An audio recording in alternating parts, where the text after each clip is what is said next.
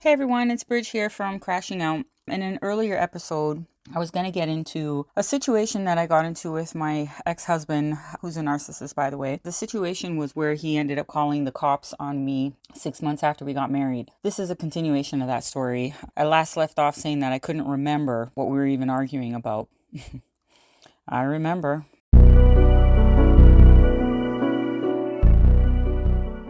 We've had so many arguments over the past few years that everything's just getting foggy.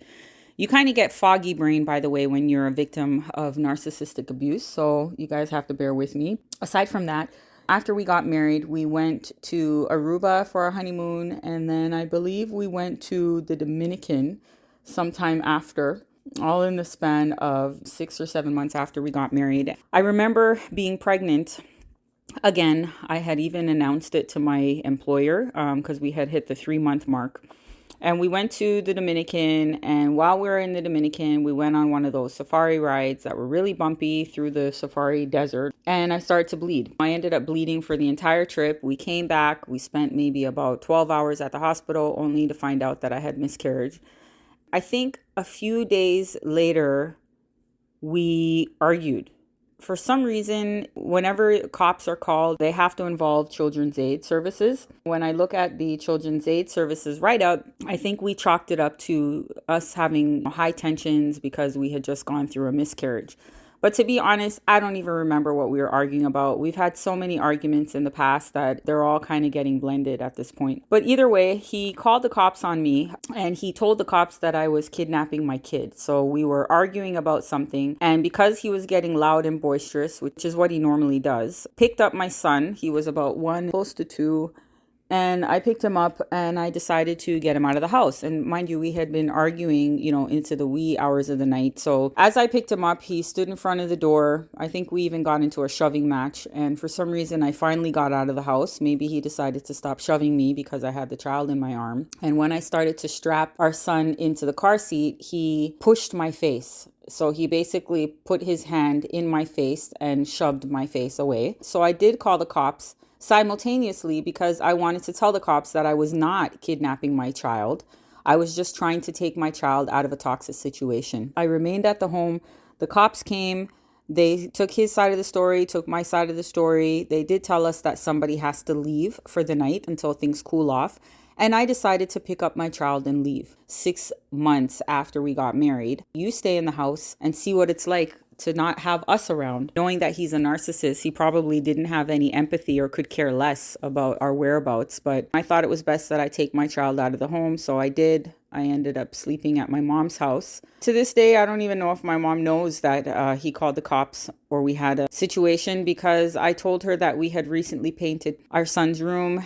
I needed to make sure that the child wasn't breathing in the paint fumes. So I made up an excuse and I slept there for the night. The next day, I pretty much ignored everybody. He got his sister to call me, which is something that happens not often, but from time to time when him and I get into hot water, he gets his sister to call me. He's not brave enough to call me on his own. I remember speaking to her about the situation and she put me on hold for like half an hour or 10, 20 minutes. It felt like an eternity.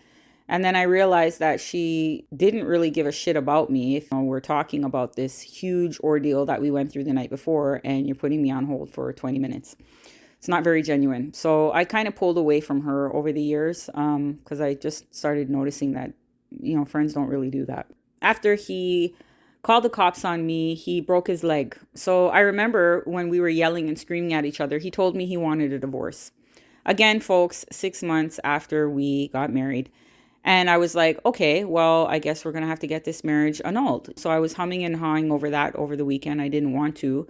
But he also has a tendency of like talking out of his ass and then trying to renege or get back on your good side, which is very confusing for me. If you're going to yell and scream at me or call me a bitch, I need some sort of apology or we need to kind of talk it out. I'm not just going to be able to forget that things never happened. I'm one of those people that kind of hold malice in that sense. No, we need to talk it out. But 2 days after he called the cops on me, he broke his leg. He was playing soccer and some guy side tackled him and split his leg in two. So he had to stay in the hospital for 5 days and I ended up dropping everything I had and I stayed at the hospital with him. Luckily, my dad was living with us, so I had our son stay with my dad during that time. I think him breaking his leg is what actually brought us back together. Because if he didn't break his leg, I think our marriage probably would have been annulled, or we would have gone through that whole narcissistic cycle where it's the love bombing, the devaluing, the discarding, and then the love bombing again. I feel like our entire relationship was that cycle. I remember his brother at the time was getting married. His fiance invited me to her bridal shower dinner or what, so I was really excited about it. And at the time, we had some painters at the house, and they were painting because we had moved into a new house. We were on our second child at this point, and we argued again. This time when we argued, he told me that he feels like we're roommates. He feels suicidal being with me. Something along the lines of him not wanting to live anymore and him being suicidal. We wrestled to the point where he ripped the dress that I was supposed to wear to the girls' shower. So I couldn't even attend. And he became so irate that he kicked the painters out of the house. Mind you, the painters had nothing to do with this, but he kicked them out of the house.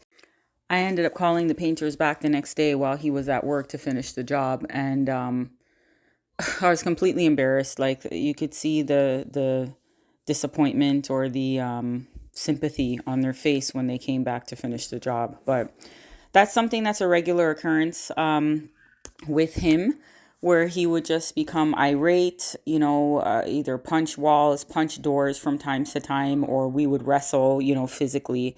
And the sad part is, I was telling a friend of mine, when he tries to get physical or whatnot, I'm not the type of person that's just going to sit down and take a punch. I'm going to have to defend myself.